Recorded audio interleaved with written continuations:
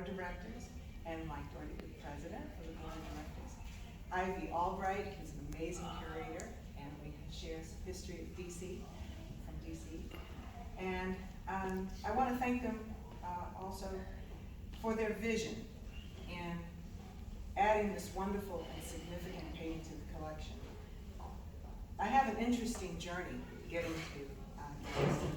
I consider myself a daughter of Galveston, as my father, thanks to my father, Melvin Hughes de Brul, who was a proud native Galveston, or I've learned here a BOI.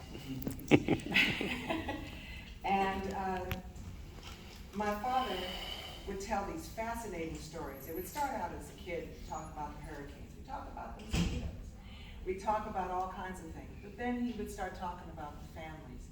We had 6 families in 1900. I know the Great Storm started. They did the census just before the storm. And what was fascinating is that if you go through in 1900, the 6 families were there, and then in 1910 they were still here. So they survived the storm. And if it wasn't, I want to also thank the Galveston Daily News, because if it wasn't for that phenomenal paper and the reporters who actually covered the stories of everyone in Galveston, regardless of where they were from. And so this was an inclusive and diverse community from the beginning. And so that was the only way I found out about my history. And I want to thank you. And I see John Humphreys here, and thank you for being here as one of the reporters who will make history as well.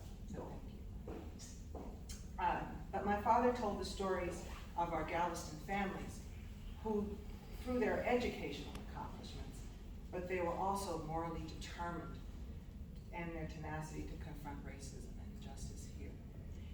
And over the past 20 years, I have been doing my ancestral family tree, and again, thank you, Galveston Daily News. And I discovered my paternal family began in Galveston in the late 1800s. My great-grandfather, Judge John F. Brul, was a former slave. He was born in 1841, and he was appointed Justice of the Peace in 1870.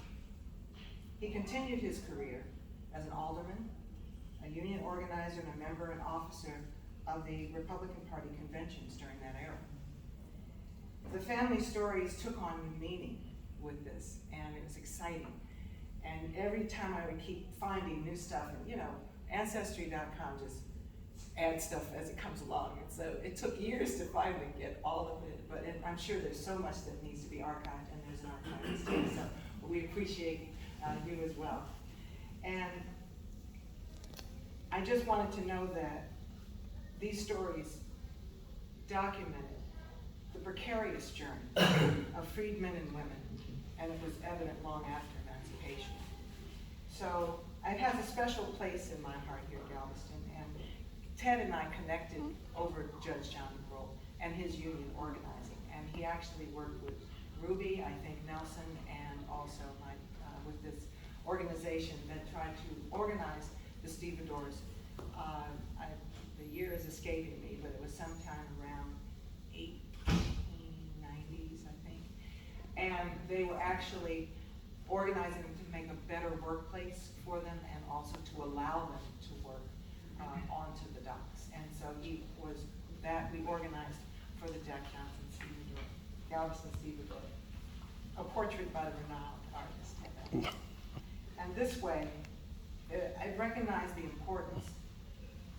What this painting means to me is that it recognizes the importance of the struggles of my family and the families on the African American men and women of Galveston during those early post-slavery years and beyond.